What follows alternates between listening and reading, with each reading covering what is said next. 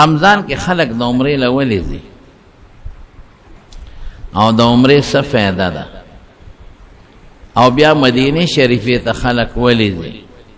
دا درې خبره ده تاسو رمضان کې خلق عمرې لپاره وجه ځي کہ رسول اللہ صلی اللہ علیہ وسلم فرمائے دی وی چاچ پر رمضان کی عمرہ اکڑا دے انسان لبا خدای پاک دمر ثواب ورکی لکا ما سر چی یوزے حج کردی دا عام عمرے ثواب خود نیم حج برابر دے حضور پاک فرمائی العمرۃ نصف الحج ہے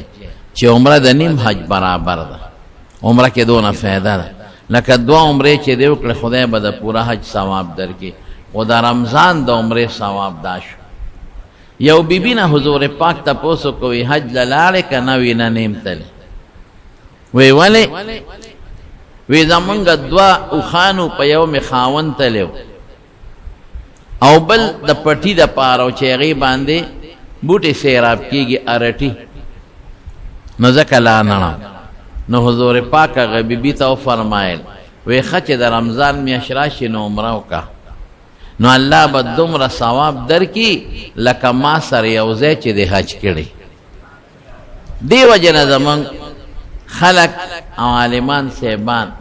په رمضان کې کوشش کوي چې عمرې له لاړ شي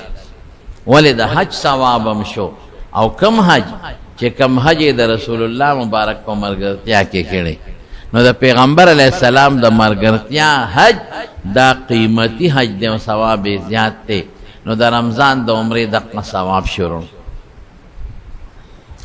دویم په رمضان کې چې بنده لاړ شي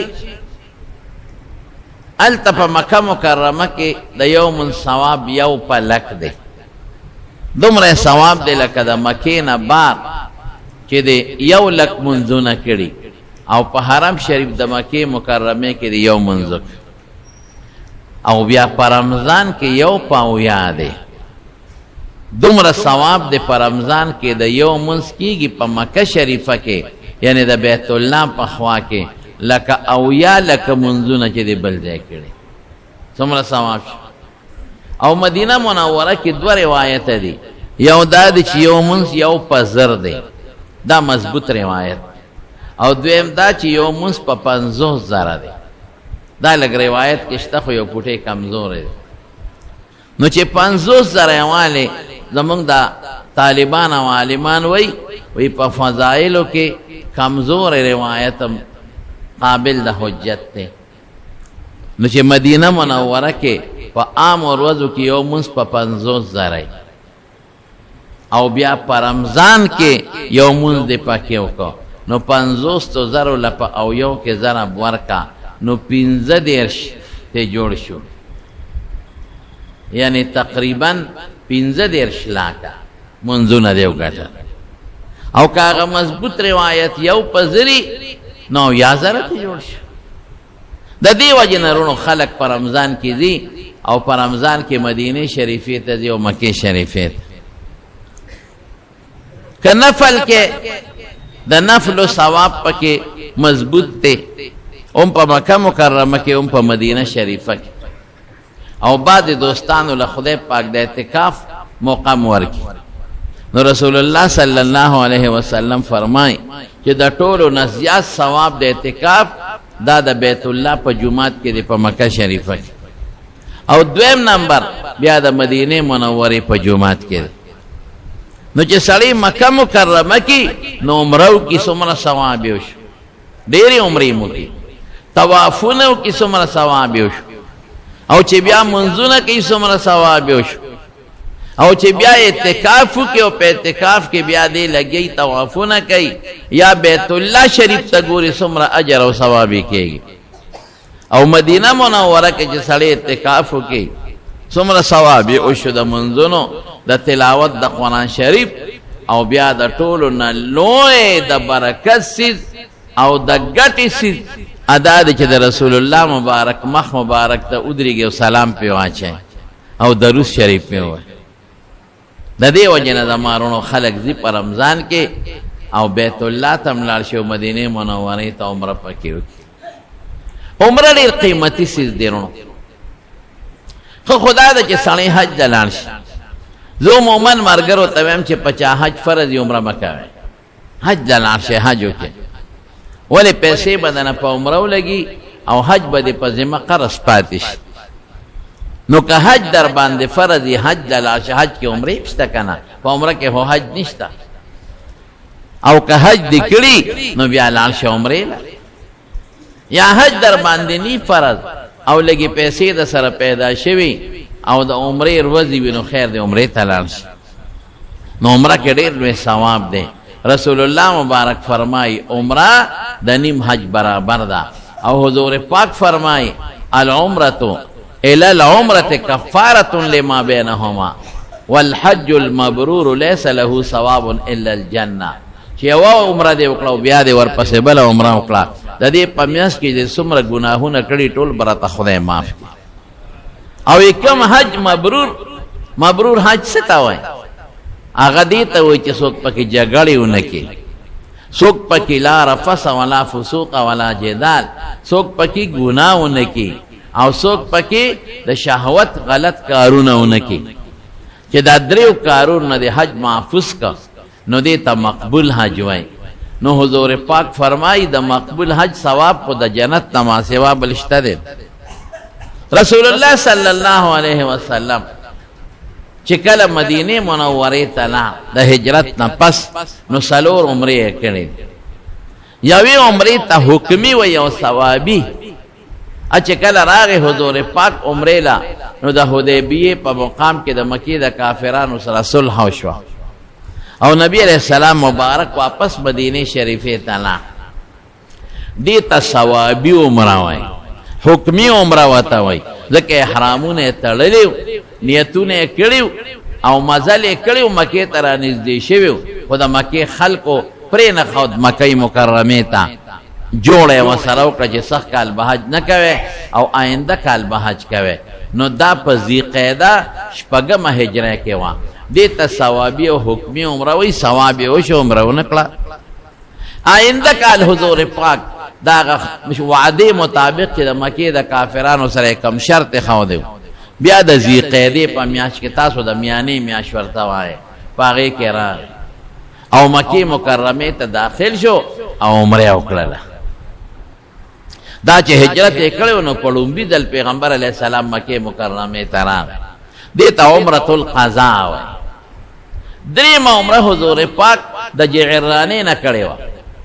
کله چې د اوتاس او د حنین غنیمتونه تقسیم کړ په جعرانه کې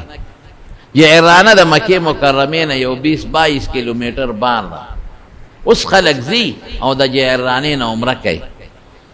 نو ګټو بل الته یو کویم پروشته دی اگر چې هغه کوي باندې اوس هغه پمپ لګولې دی او بند کړی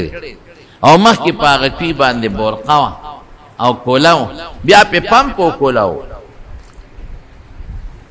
اوسه بند کړی دی سار والا دا کوي کې او بو چې شوی وي نو د حضور پاک د معجزې په بنیاد پکې خدای پاک وبره پیدا نو کوي پکې نه او چې کوم دی د رسول الله مبارک خیمه وا نو پاک غزه جمعه جوړ کړي نو چې څوکلار شي دا غزه نه د عمره نیت کوي راځي نو چې د حنین او د اوتاس غنیمتونه الته تقسیم کړل نو د شپې رسول الله مبارک پټ راغی او صحابه پوی نه کړل که صحابه ته الوی خاغیم راتل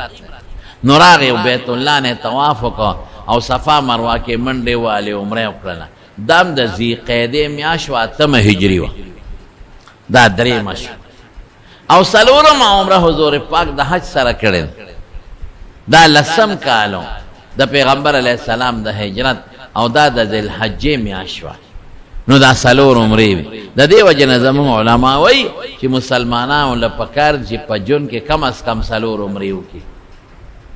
د پیغمبر علی السلام مبارک تابعداري بوش عمره څه ته وایرو عمره دې ته وای ک یو سړی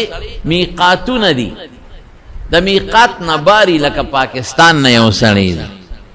یا د افغانستان نه یو سړی دی یا د نورو ملکونو نه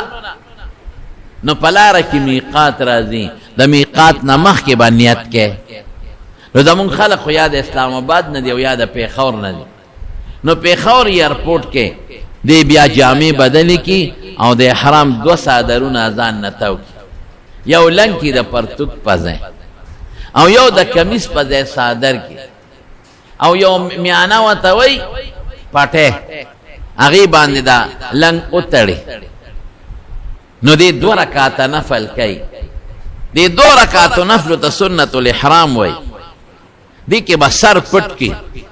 نو 2 رکعات نفل کی، نو پړومبي رکعات کې قل یا ایها الکافرون او په دویم کې قل هو الله احد دا مسنون دی. که نور سورتونه پکې ویم پکې ویل شي. نو چې منځ کې نو سر به بیا ښکارا کی، نو نیت د عمرې به وکې او داسې به وي چې یا الله زه د عمرې نیت کوم، الله ما ته احسان کې او ما نه قبول کې. دا زموږ عالمانو لیکلي دي، حضور پاک دغه نیت کړی دی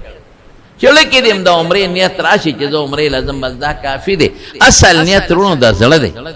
که په پښتو کې یو سړی وي دغه نیت نشي برابرولی، نو دې په زموږ د پښتانه دغه نیت نشي برابرولی، نو چې د خولې وای نو دغه هغې برابر شي چې الله د عمرې نیت کوم او د الله نه سوالو کې چې خدای ما ته احسان کې او قبول کې. نو بیا به په زوره سړی یو ځل په زوره لبیک وای او ښځه به پټ وای لبیک اللهم لبیک لبیک لا شریک لک لبیک ان الحمد والنعمت لک والملک لا شریک لک. بس دی اوس په احرام کې داخل شو. اوس به دی د ډېرې سلسلونو نه ځان ساتي، د بیبي نه به هم ځان ساتي، د خوشبویۍ نه به هم ځان ساتي، ویښته به هم نه پرې کوي، نوکونه به هم نه اخلي او په صابون چې کوم خوشبویه دی په هغې به هم نه لمبي او چې کومه ترکاری کې خوشبویه مسالې د هغې استعمال به هم نه کوي او ګنډلې جامې به هم نه اچوي. بس دی په احرام کې داخل شو. دی که اوس کوزیږي د یو ځای نه لبیک به وایي، که یو چړی باندې خیږي لبیک به وایي، که ګاډي ته خیږي لبیک به وایي، که چا سره ملاقات کوي نو د سلام نه مخکې لبیک به وایي. دا د ده ترانه ده. ورونو خفه کېږئ ما، نن سبا خلکو لبیک پرېښی دی، شرمېږي پې، څوک هم لبیک نه وایي. حالانکه صحابو به په زوره لبیک اواز کو، لبیک اللهم لبیک لبیک لا شریک لک لبیک. رسول الله مبارک فرمایي چې څوک لبیک وایي د ځمکې د ختمېدو پورې کاڼي بوټي د سره هم دغه چغه وایي لبیک ورسره وایي.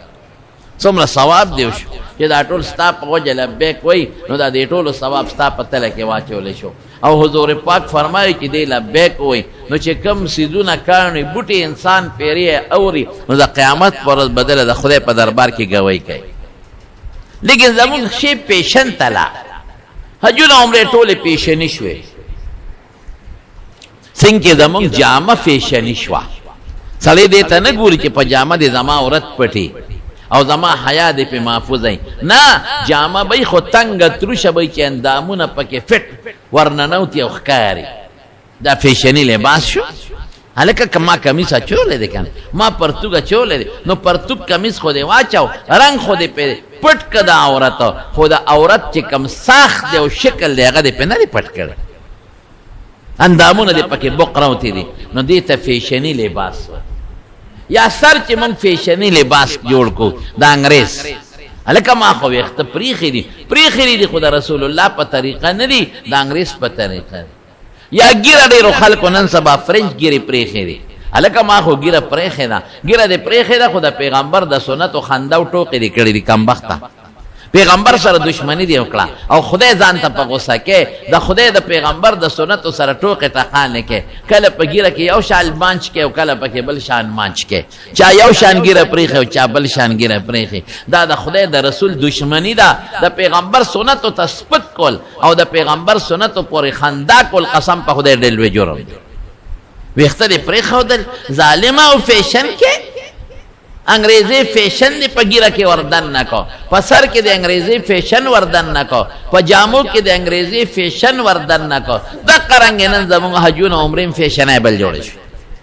څنګه فیشنیبل دي چې احرام وتړي ځان ته به تصویر کیمره به ونیسي او تصویر به ځان له وباسي او بل ملګري ته به شا به راشه ماله تصویر وباسه. په لبیک دې شرمېږي چې دې لبیک وایي. هلکه ولې شرمېږي؟ ته خدای نه یره نه کې ستا د خدای رضا نه ده خوخه د خدای ته چغه نه لبیک یا الله ز تا ته حاضرم پروردگارا لبیک اللهم لبیک خدای تا ته بار بار حاضرم خدای ثنا تعالی را خدای بادشاہی تعالی را خدای تعالی شریک نشتا څومره ښکلې معنا لري الله په څومره خوشحالېږي څومره ثوابونه لیکن زموږ خلک د فیشن دپاره یې حرام واچوي هلته قسم دی بیت الله خوا کې یو ګه ښکاره کړي بل یې پټه کړي او د قصد یې لاس اوچت کړي د دوا شکل یې جوړ کړي او ملګري ته وایي ماله تصویر وباس خلکو ته راولېږي ریا دې وکړه مړه خلکو ته ښې چې زه عمره کوم ریا شوه رسول الله مبارک څه فرمایي انما اخوف ما خاف على امتي الشرك الاصغر وې زه په خپل امت د رکوټ شرک نه ډېر خفه کېږم یریږم چې زما امت به رکوټ شرک کوي رکوټ شرک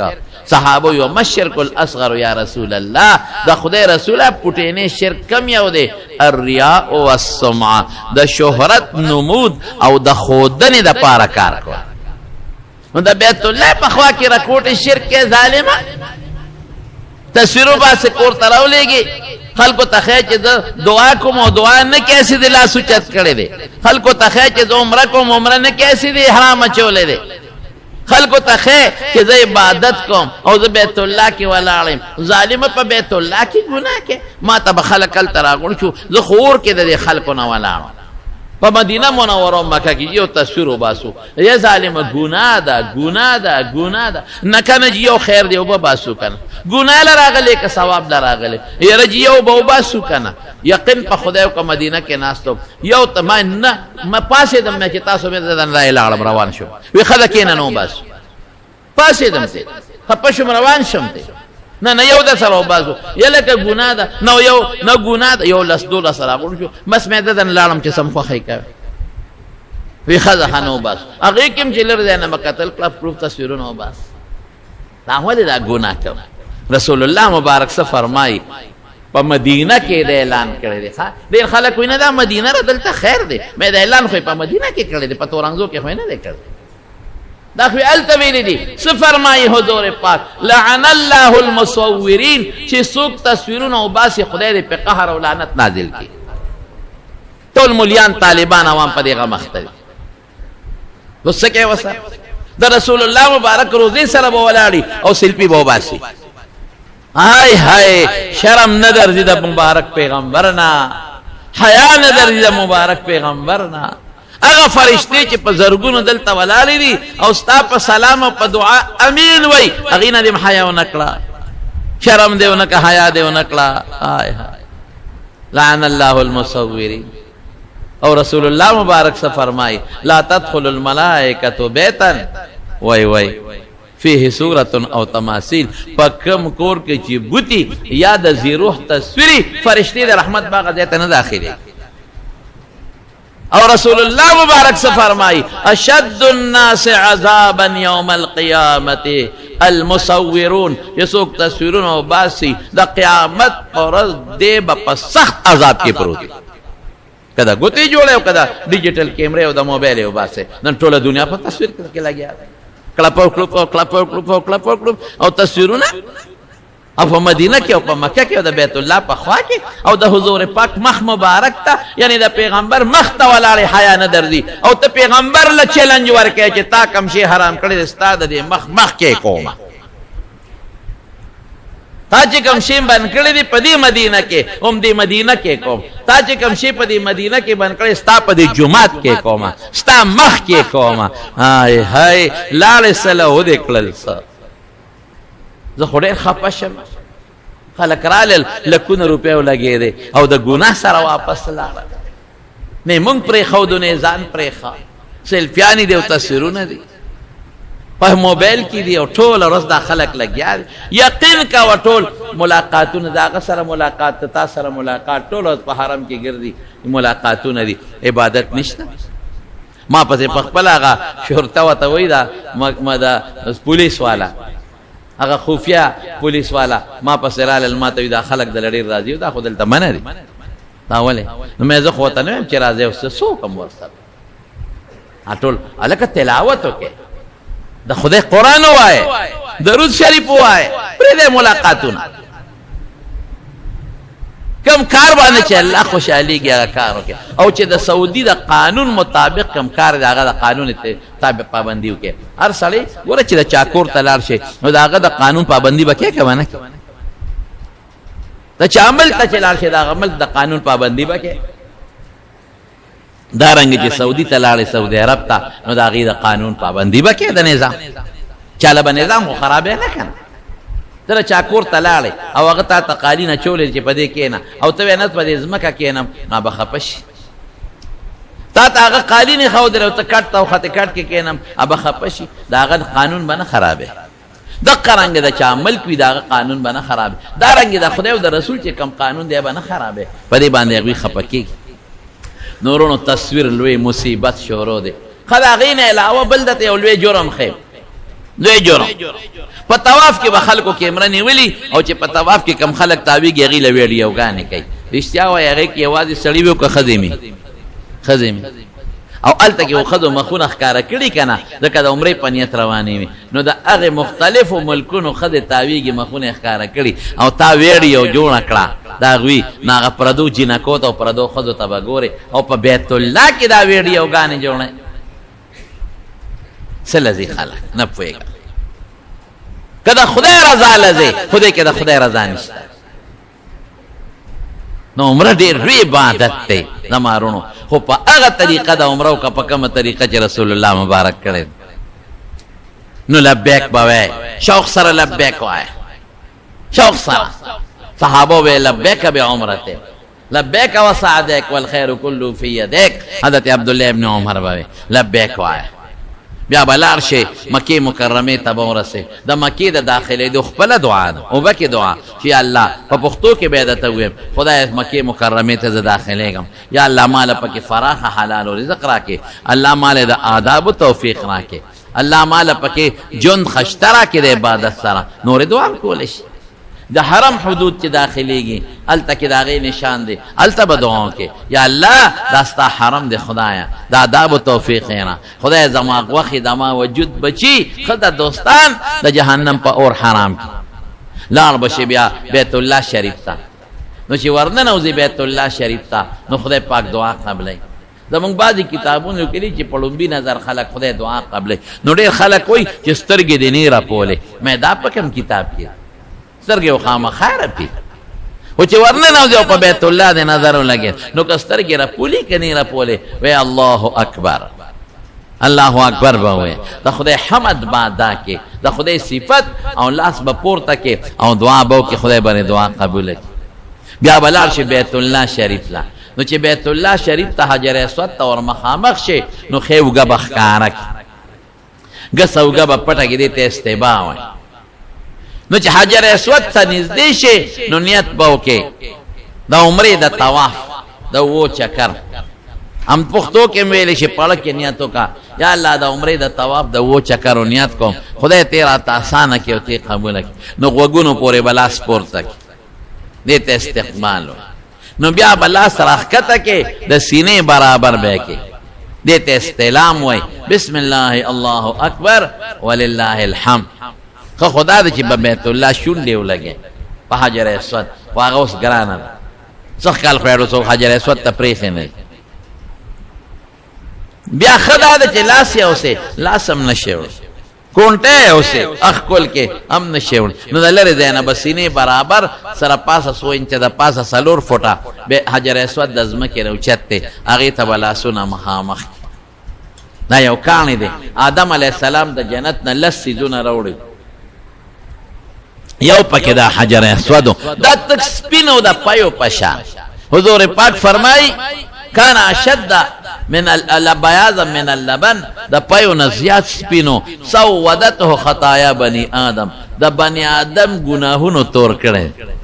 لکه د مقداتی ځان ته د بنی آدم گناهونه راکاږي. او رسول الله مبارک فرمای وی د قیامت پر ورځ به د حجر اسود سترګې او غوږونه به چې چا په حق او په صحیح طریقه د سنت مطابق د هغې استلام کړی دی هغه به د خدای په دربار کې ګوی کوي. نو بیا به روان شي په ښي طرف باندې مقام ابراهیم طرف ته او پلومبو دریو چکرو کې به پهلواني کې مټې به وې او قدمونه به نږدې نږدې ږدې. دا راته ځکه وایم چې د حج داخلې شروع کېږي نو چل زده کړي، خدای دې درته توفیق درکړي. نو مټې به م وې او نږدې نږدې قدمونه وکې به وې، پهلواني به کې دریو چکرو کې. او هر چکر کې چې حجر اسود ته مخامره ورسېږي نو سینه به ورته مخامخ کې، لاسونه به د سینې برابر اوچت کې، لکې به راولې لکه چې په حجر اسود مې ښودي. بسم الله الله اکبر ولله الحمد او ښکل به کې لاسونه او بیا به ځئ دې درو کې او پهلواني کې. دا پیغمبر علیه السلام کړی ده. ولې کړی ده؟ ځکه چې کله راغی په په عمرة القضا کې 9 هجره کې نو د مکې خلک وی د مدینې آب و هوا والی دي او وجودونه کمزوري دي، بیماران دي. نو رسول الله مبارک صحابه ته یو پټي وته لګه پهلوانیو کې ځان وته وای، ډریل چې وته تاسو وای، دا فوجان او پولیس چې کوي خپل د طاقت مظاهره کوي. تاسو نه ګورئ فوجانو ته لاسونه وی او خپې وی او قدمونه اوچت اخلي او خپل طاقت ښایي ورته وښایي. هغه ادا د خدای خوښه ده، هغه ادا. زه د خپلو ملګرو ته ویم اوس زمونږ غټ دشمن شیطان دی، مونږ شیطان ته پهلواني کوو چې د خدای طاقت را سره ظالم ته سم نشي کولی. بیا وروستني څلورو کې به دا پهلواني رامل بنه کړي او د اوږه به د په 7 چکرو کې ښکاره کړي او ارذل چې بیت حجر اسود ته راځي نو لاسونه به سینې پورې پورته کې او بسم الله الله اکبر به 7 چکرې دي پوره شي.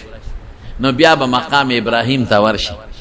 واتخذوا من مقام ابراهیم مصلا. نو داسې ځای کې به ودرېږي چې هم د مقام ابراهیم ته مخې هم بیت الله ته. نو 2 رکعاته واجب الطواف کوو.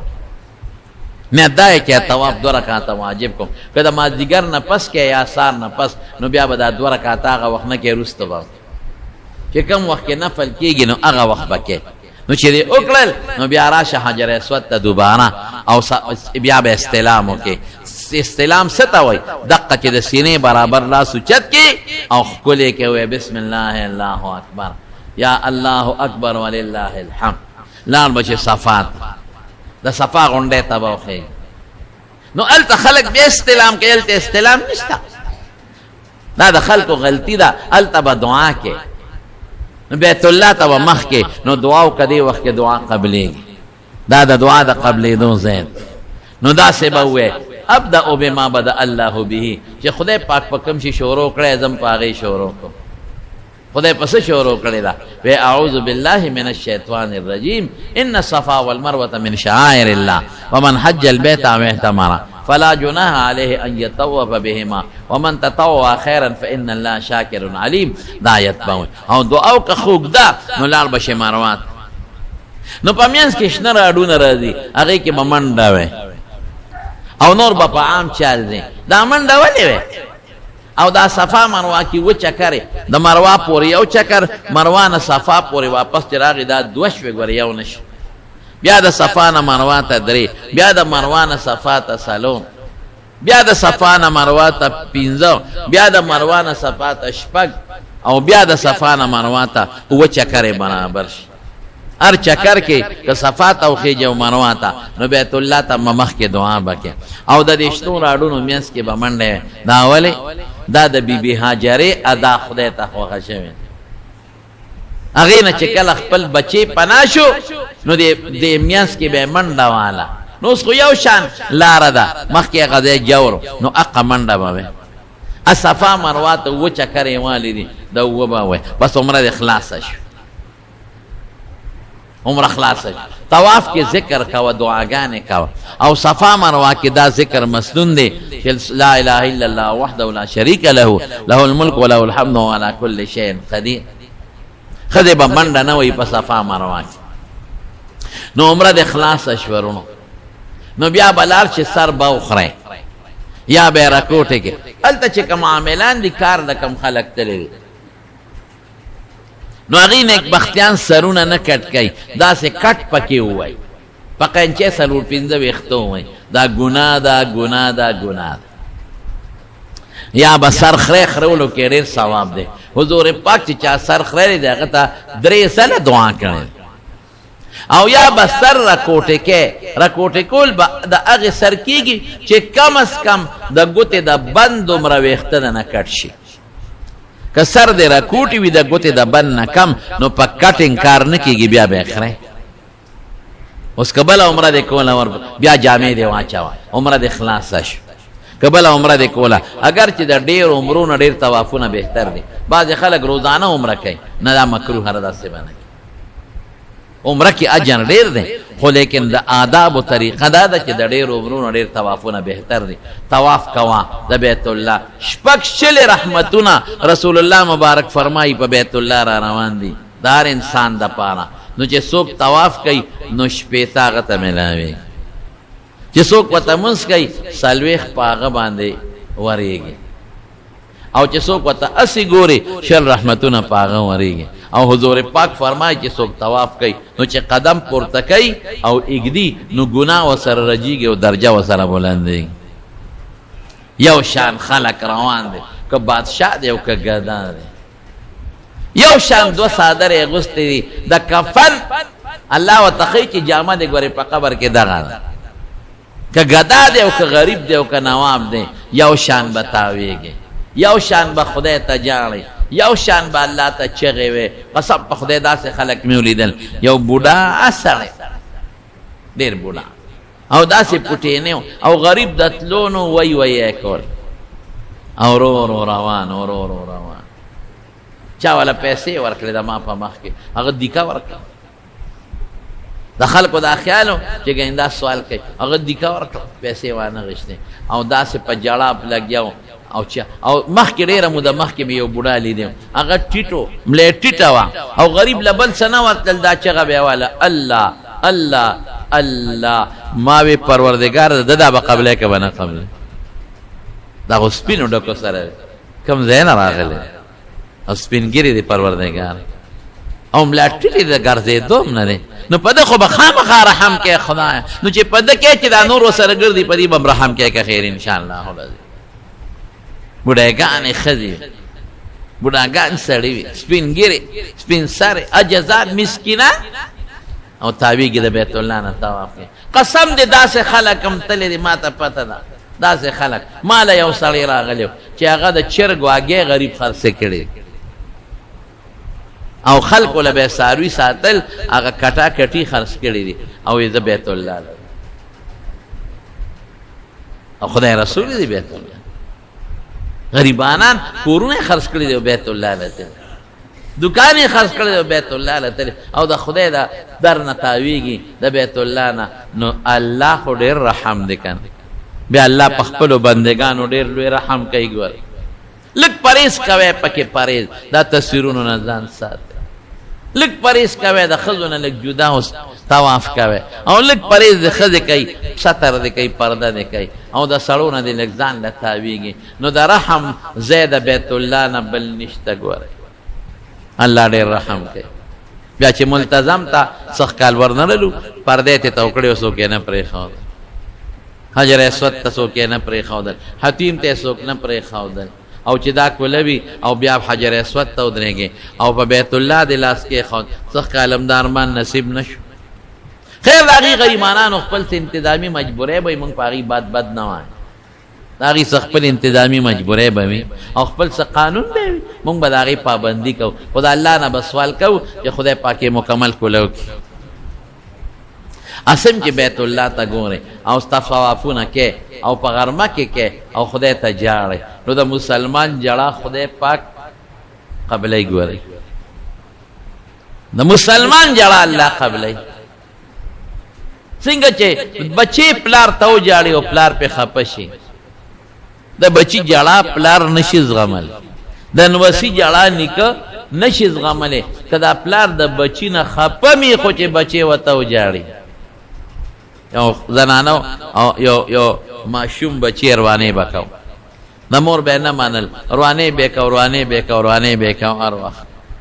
نو د مور ډېره خپه کړه نو د مټ ټیو نیو بارې اوس په دې ګرمۍ کې بس زما زوی نه وځه بار بچی جاړل وځه ځه زما بچی نه زما خبره نه منې لو پر ګرځې د مټ ټیو نیو بار وسته او زورې وته زنځیر کا چې درو کې مور وغوسه شو ا بچی بارو وته جړل او مورې اے مورې ما ته ور لړکا تو چته لاړ شه جړل او پاغه نور کې دا خپل کور په درشل سر کې خو او پاغه جړه جړه کې دا بچي ودش سو وخت پسې مور سکار پسې بار وتا زنجیر کولو کې وی قتل هغه نافرمانه بچي د په درشل سر پروت ته او په خاورو کې ککړ اوده دي او په دې مخې اوخ کې پرته مور ټینګې دي چې داسې بچي ته ځکه نو وای ټینګې دي شي نه هغه مور هغه بچي راوچت کا او دې غیږ پورې هغه د خاورو ډک بچي ونیو او د خاورو مخ ولا یو خام کولای او بل خام ولا کولای ای بچی ته ډیر روانه کړنو د سو کو بچی ته په دې نور په دې درشل سر کې خودمان لا نړي واپس مال رااله او کولای اخیرا جامع او اخیرا وجود او د خور وجود ځان پورې نیولې او اخیرا د اوخ په مخ ولا یو کولای او بل مخ کولای کوړته دن نه مور مهربان لیکن رسول اللہ مبارک سے فرمائے اللہ ارحم بعباده من الام بولدها چې مور په خپل بچي دومره نره مهربان سونه چې الله په خپل بندگانو مهربان نو چې الله ته په چوکاټ سره لگاو بیت الله په چوکاټ او کته وې زه غریب ما زه خو بیت الله له نشم ته نو استاد پاره د جمعات فرش د بیت الله چوکاټ دا د پاره د خپل کور جانماز د بیت الله چوکاټ الله ته سره لگاو یو موقع کې صحابه ناس رسول الله مبارکم دی یو خدای اور بلا د خیر سره ماشوم بچی دی پغې نو چې هغه اور لمبه وي نو دا بچی غېږ کې دی نو رستوي نو چې به لمبه غلی شي نو بیا دا بچی ور مخ کې نو دا خضر له حضور پاک مبارک ته وای وی دا الله رسول تا دا نه دی ویل چې د مور د رحم نه په بچی کې د مور کم رحم دی نو دا الله رحم په بندگانو ردی نه زیات دی ویلې مې دی ناشنا سوال کوي دا بوډه دا مور وی خدمات کې په دې بچی کم رحم دی د خدای په دې بندگانو د دینه زیات رحم دی وی او وی زه خو به دا بچی اور ته نه غورځوم الله خپل بنده اور ته ولې غورځي دغه رحم زه خو بچی اور ته نه غورځوم بیا الله خپل بندگان ولې اور ته غورځي رسول الله مبارک کو فرمائے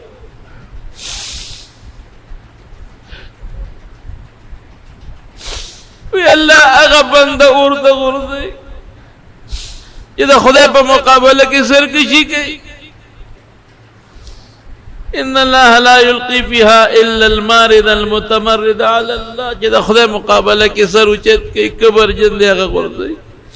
دا مور مقابلہ کی مجھے بچی ادری گی نو بیا مور ویمانے بخلی درو کے مونږ خدای سرکشه نه اوسه عمر ډیر سرکشه شوی دی نو خپه کېږي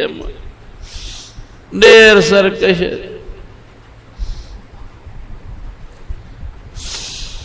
کبر ډیر زیات شوی پیسې خلکو سره شوی د پزان نه پويږي دولت خلکو سره شوی دی موټر خلکو سره شوی دی بنگله خلکو سره شوی دی ډیر کبر پیدا دی ډیر کبر هغه خپکهږي ما نن سیاسی اختلافات کم ځای ته ورسېدل نن د مدینه منوره کې د رسول الله مبارک دا روزي مبارک خوا کې خلکو هغه ناروا چغې والے چې د حد نه الکه دا سیاست هلته تاسو یو دلته کوي که افسوس نه دی لګیا دي خلک مولیانو پسې کنځلې دا تاسو ولې سرکشه شوی دا خو تا ته خپل عقیده ښیي عمل درته ښیي اخلاق درته ښیي دین درته ښیي ظالمان سیاست په خپل ځای کوئ خو دین مه پرېږدئ هر څوک چې سیاست کوي ډېرې پارټۍ دي، څوک یو پارټۍ کې، څوک بله کې، څوک بله کې، څوک بله کې، وی لګیا به دا پاکستان دی. لیکن په سیاست پسې خدای خاطر وکړي، دین مه پرېږدئ، قرآن مه پرېږدئ، پیغمبر مه پرېږدئ، رسول مه پرېږدئ، شریعت مه پرېږدئ، قبر نه بځئ، بربنډتوب مه کوئ.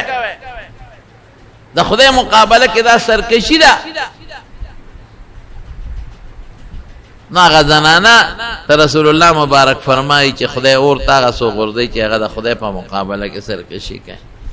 خدای هم سرکشي نه ساتي. نو الله په بندګانو مهربانه دی.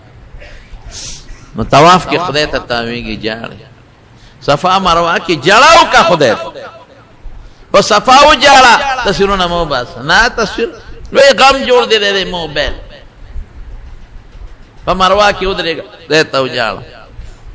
په طوافونو کې ودرېږه جاړه جاړه خدای ته جړا کوه، زاري کوه. په جړا خدای خوشحالېږي، ګناه به د خدای معاف کړي. خدای رحم والا ذات دی. قانون جدا دی، رحم جدا دی. ګور چې د خدای رحم جوش کې راشي، د سلو کسو قاتل خدای معاف کړي،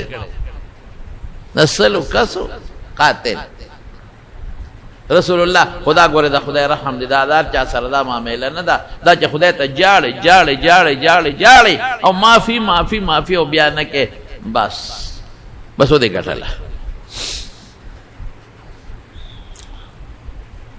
نو مکه مکرمه ته بیا رمضان کې چې څوک لاړ شي لږ پرهیز وکړي، لږ پرهیز د ثوابونو ډک ګاډې به راوړي که خیر انشاءالله العزیز، اجرونه به حاصله. خدای پاک دې تاسو ټول بوز.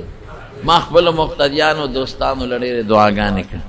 تاسو له خو مې د جمعې ورځ چې به راله دا ټول به مې مخې مخې ته ما د له ډېرې دعاګانې کړي. خدای پاک دې له قبولې.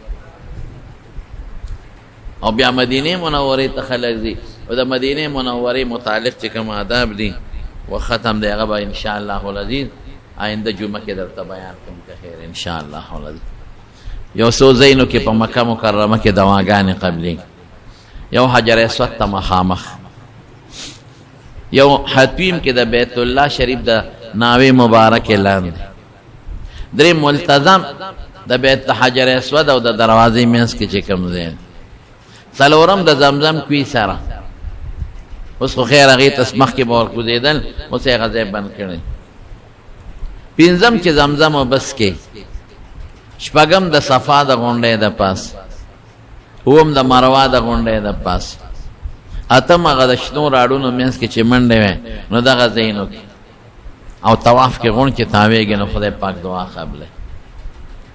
تلاوت دې پکې بنده کوي او چې نی طواف بهتر عبادت دی. زه ملګرو ته یم هغه عبادت هغلته وکړئ چې هغه بل ځای نه کېږي. طواف دلته نه شي کولی، دا صرف هلته کېږي. نو ډېر طوافونه پکار دي چې سړی طوافونه وکړي ډېر. او که طواف نه ستړی شو نو بیت الله ته ګوره، په دې کتو کې هم ډېر لوی ثواب او اجر. یا تلاوت هم ښه شی دی چې سړی هغه ځای کې کوي.